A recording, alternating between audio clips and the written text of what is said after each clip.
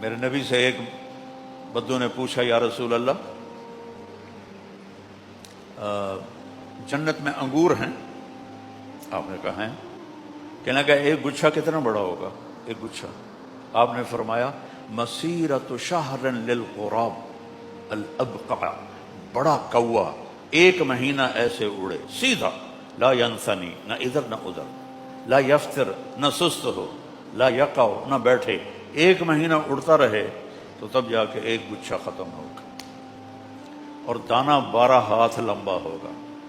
مجلس بھی آ گئی، شراب بھی آ گئی، پھل بھی آ گئے، لحم طیرن بھی آ گئے، ایک کی کمی رہ گئی۔ اس کو کیسے پورا کیا؟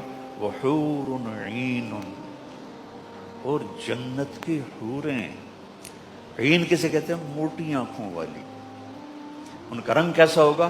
کامثال اللؤلؤ المکنون، چھپے موتی کی طرح۔ جنت متکئین علی سرر علیہا متقابلین، یطوف علیہم ولدان مخلدون بأکواب وأباریک وکأس من معین لا یصدعون عنها ولا ینزفون وفاکہۃ مما یتخیرون ولحم طیر مما یشتہون وحور عین کأمثال اللؤلؤ المکنون جزاء بما كانوا يعملون لا يسمعون فيها لغوا ولا تاثیما الا قیلا سلاما سلاما۔ سبحان اللہ۔ سورۃ واقعہ۔ دیکھو میں نے جب جلالین پڑھا تھا، جلالین 2 سبق جلالین کے، پہلا پارہ 15واں پارہ، 2 مشکات کے، جلد اول جلد ثانی، اور 7 جلد ثالث ہدایہ، ایسا ہی ہوتا ہے ہاں؟ تو ان کو قرآن کہاں سے سمجھ میں آئے گا؟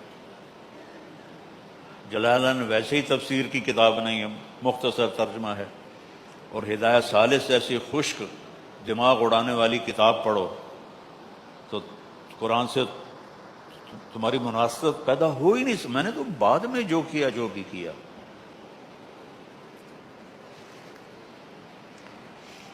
کتنا بڑا ستم ہے کہ ہم قرآن و حدیث پڑھاتے ہیں، قرآن و حدیث پڑھاتے ہیں، اعدادیہ سے شروع کرتے ہیں آپ لوگ، اور کتنے سال چلتے چلتے چلتے چلتے جب وہ قرآن کا وقت آتا ہے تو 2 سبق، 2 مشکات، 1 ہدایہ، تو آپ خلطوا عملا صالحا وآخر سیئا، ویسے ہی آیت یاد ہے کہ مشکات و آخر سیئا تو نہیں ہے، اللہ معاف کر، نہیں، ہدایہ آخر سیئا ہے۔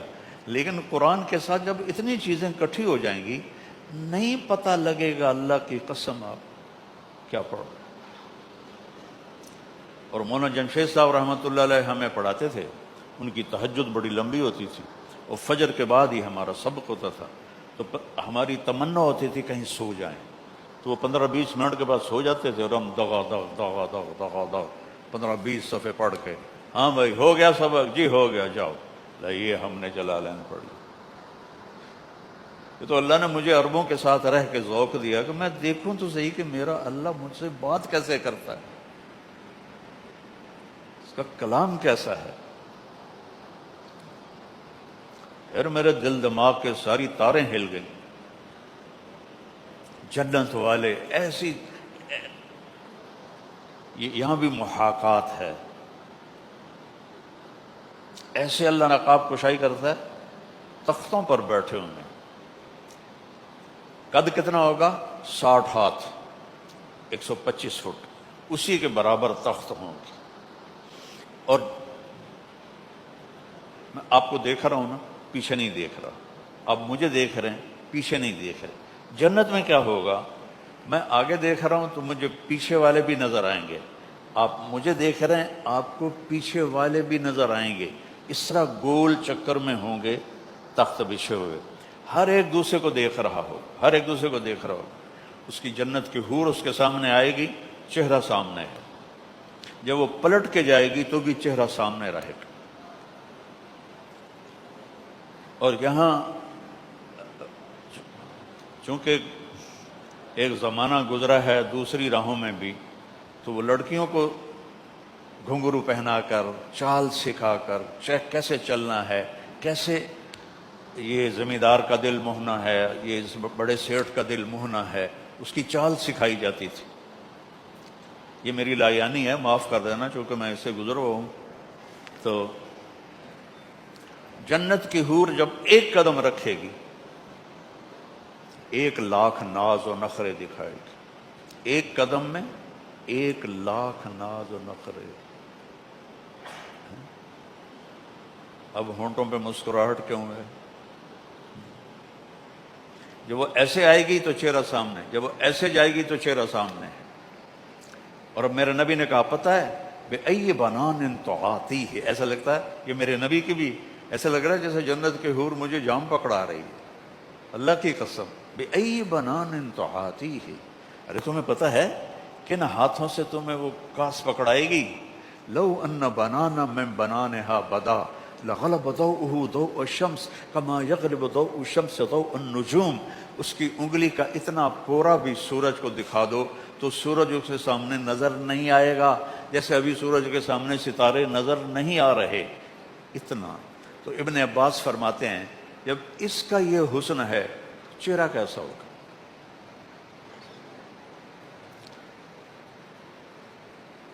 تو یطوف علیہم ولدان مخلدون، مخلد کے دو معنی ہیں، ایک جن کے کانوں میں موتی پیروئے ہوئے ہوں انہیں مخلد کہتے ہیں، اور ایک ہمیشہ رہنے والے۔ کس؟ بِأَقْوَابٍ وَأَبَارِيقٍ وَكَأْسٍ مِّن مَّعِينٍ، یہ کاس ہے، گلاس۔ اقواب جس کی مٹھ نیچے سے ہوتی ہے اور اوپر وہ ایسے ہوتا ہے، وہ ہے اقواب۔ اور اباریک چائے کے کپ کی طرح جس کی مٹھ ادھر لگی ہوتی ہے۔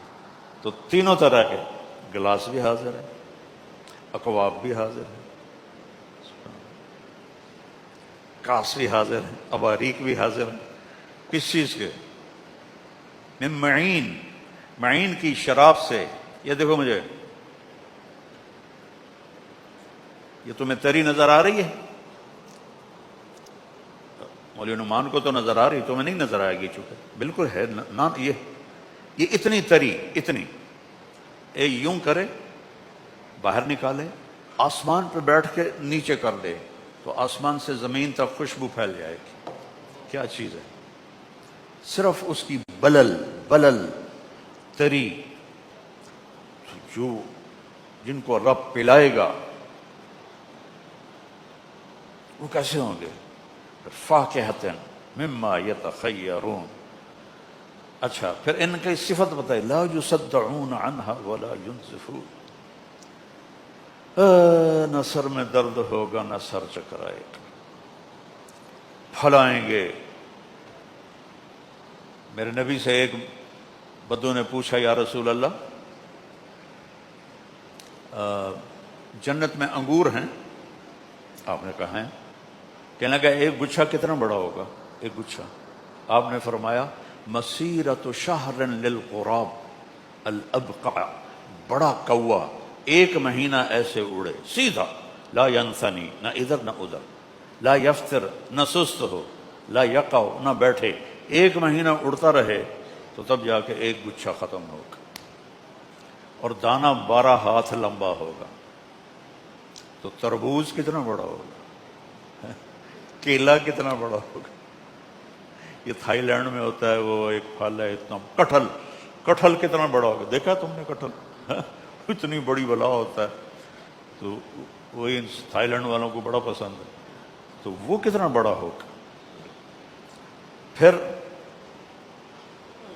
مجلس بھی آ گئی، شراب بھی آ گئی، پھل بھی آ گئے، لحم طیرن بھی آ گئے، ایک کی کمی رہ گئی، اس کو کیسے پورا کیا؟ وحور عین، اور جنت کی حوریں۔ عین کسے کہتے ہیں؟ موٹی آنکھوں والی۔ ان کا رنگ کیسا ہوگا؟ کامثال اللؤلؤ المکنون، چھپے موتی کی طرح۔ اسی نے تو صحابہ کو جان دینے پہ اٹھا دیا تھا۔ بدر کی جنگ میں آپ نے کہا قوموا الی جنت عرضها السماوات والارض تو جنت کو سنتے تھے نبی سے. یہ مولوی نعمان اور یہ سارے مولوی جو ہیں جنت سناتے ہی نہیں ہیں، نہ پڑھاتے ہیں نہ سناتے ہیں. میں تو اپنے مدرسے میں جنت الگ خود پڑھاتا ہوں. شوق تو پیدا ہو، رفع یدین کرنا ہے نہیں کرنا ہے، فاتحہ پڑھنی ہے نہیں پڑھنی ہے، یہ بھی کوئی مسائل ہیں جس پر آج بحث کی جائے. تو آپ نے کہا اٹھو اس جنت کی طرف جس کی چوڑائی زمین آسمان کے برابر. تو حضرت عمیر بن ابی الحمام ایسے ہاتھ میں کھجوریں لے کے کھا رہے تھے. کہنے کہ بخن بخن، اس کا میں ترجمہ کرتا ہوں موجاں ہو گئی ہیں موجاں. تو آپ نے فرمایا تو کیوں کہہ رہا ہے موجاں ہو گئی ہیں؟ کہا جی میرا جی چاہتا ہے میں بھی جنتی ہوں. کہا تو ہے ہی جنتی. اچھا تو پھر یا رسول اللہ یہ کھجوریں کھانا بھی لمبی عمر ہے، پھینک اور جا کے شہید ہو. 5-6 کھجوریں. کلا انا آکل لأن حییت حتی آکل هذه الثمرات لحیات طویلہ، اتنی دیر میں زندہ رہوں یہ کھجوریں کھاؤں، بڑی لمبی زندگی. پھینک آؤ. اس طرح ان کے اندر یہ یقین پیدا ہو گیا تھا. تو یہ قرآن کے وہ چیزیں، چلو تو مجھے پتہ ہے ہم عجم ہیں، ہم وہ گہرائی تک نہیں جا سکتے. اب تو عرب بھی ہماری طرح ہی عجم ہی ہو گئے ہیں. جب سے پٹھان گئے ہیں عربوں میں، انہوں نے ان کی عربی تباہ کر کے رکھ دی. سندھی، پنجابی، پٹھان سارے. مولانا سعید خان صاحب کے پاس بیٹھا تھا میں، 1996 کی بات ہے. ایک عرب نوجوان پی ایچ ڈی آ گیا میرے ساتھ بیٹھا، تو میں نے بات شروع کی ویسی تعارفاً کچھ. کہنے لگا بھائی شیخ آج بہت مزہ آیا آپ کے ساتھ بات کر کے، بڑے عرصے کے بعد پہلی دفعہ فصیح عربی سنی ہے، ورنہ تو ہمیں تو اجمیوں نے سوی دعا خطہ کی دا، ہمیں تو اس میں ہی برباد کر دیا. سوی دعا. تو میرے عزیزو قرآن سمجھو، قرآن سے جی لگا. یہ میں واقعہ سنا کے بس کرتا ہوں. آپ کو پتہ ہے کہ 7 معلقہ لٹکے ہوئے تھے بیت اللہ میں، 7 عرب شعراء کا کلام، کہ پتہ نہیں چلتا تھا کہ کون سب سے بہتر ہے. قدر بہتری کی طرف گئے ہیں عربی کے علماء امر القیس کے قصیدے کے لیے. جب قرآن اترنا شروع ہوا تو سب نے وہ قصیدے اتار دیے. امر القیس تو مر چکا تھا، اس کی بہن زندہ تھی. اس سے بھی کہا قریش نے دیکھتی نہیں ہے محمد کا کلام، اتار دے. وہ کہنے لگے بھی میرے بھائی جیسا کلام آیا نہیں. امر القیس یمن کے بادشاہ کا بیٹا تھا. یہ 10 سال کا ہو گیا، اس نے کوئی شعر نہیں کہا. تو انہوں نے اپنے 2 نوکر بلائے کہ اس کو لے جاؤ اور ان 2 پہاڑوں کے پیچھے جا کے اس کو قتل کر دو. انہوں نے کہا حضور خیریت؟ کہا یہ میرا نطفہ نہیں ہے، یہ 10 سال کا ہو گیا، اس نے شعر نہیں کہا، میرا ہوتا تو یہ شعر کہتا. انہوں لے کے ٹور پہ، انہوں کی پتہ کدھر جا رہے ہیں. جب وہ ان 2 پہاڑیوں کے پیچھے گئے انہوں نے تلواریں نکالی. انہوں نے کہا ماں 10 سال کیا ہوا؟ کیوں؟ کہ تیرے باپ نے کہا تجھے قتل کر دو. وہ امر القیس کہنے لگا کس لیے؟ کہ وہ یہ کہہ رہا ہے کہ 10 سال کا ہو گیا شعر نہیں کہا تو میرا نہیں لگتا. یہ اس کا جو قصیدہ ہے نا، اس کا پھر وہ پہلا شعر بنا بعد میں. کہنے لگا کفا کفا. میں کیا کروں، مجھے تو الفاظ میں پوری فلم نظر آتی ہے. کفا، ٹھہر جاؤ. نبت من ذکرى حبیب و منزل بسقط اللواء بین الدخول فحوملی. یہ تو اس نے بس ایک شعر کہا تھا، آگے پھر اس نے اس کو بڑھایا تھا. فتوزع فی المکرات لم یعف رسمها لما نسجتها من جنوب وشمالی ترى بار الارعام فی غرساتها وقیعانها كأنه حب فلفلی كأنی غداة البین یوم تحمل لدى سمرات الحی ناقف حنظلی ناقف حنظلی. وقوفا بها صحبی علی مطیہم یقولون لا تهلك أسا وتجملی وإن الشفاء عبرة مهراقة فهل عند رسم دارس من معولي ففاضت دموع العين مني صبابة علی النحر حتی بل الدمع محملی، یہاں تک تو تشبیب ہے، اس کو تشبیب کہتے ہیں۔ پھر آگے وہ انہضہ کے عشق کی کہانی شروع ہو جاتی، وہ پھر میں نے یاد ہی نہ کیا، وہ بہت واہیات ہیں اور بہت ہی خبیث قسم کے۔ تو وہ دونوں آئے غلام کہنے کے بادشاہ سلامت، یہ تیرا بیٹا سوف یکون اشعر العرب، ایک شعر پہ کیا ذوق تھا اس زمانے کے ان پڑھوں کا، سپاہی کوئی پڑھے لکھے تھے، سوف یکون اشعر العرب، یہ ایک دن عرب کا سب سے بڑا شاعر بنے گا۔ بادشاہ نے کہا وہ کیسے؟ کہا وقف واستوقف بکا واستبقى منع الدیار والمنزل فی بیت واحد، کہا اس نے ایک بیت میں بکا، وقفا کھڑا کیا، واستوقفا ہمیں کھڑا کیا، کفا رویا، نب کے ہمیں رلایا، حبیب کا ذکر کیا، ذکرہ حبیب، حبیب کے علاقے کا ذکر کیا، ومنزل جگہ کو متعین کیا، بسقط اللواء بین الدخول فحوملی۔ تو ایک آیت اتری، قرآن کی سب سے بلیغ آیت ہے، وقیل یا ارض ابلعی ماءک ویا السماء اقلعی وغیض الماء وقضی الامر واستوت علی الجودی وقیل بعدا للقوم الظالمین۔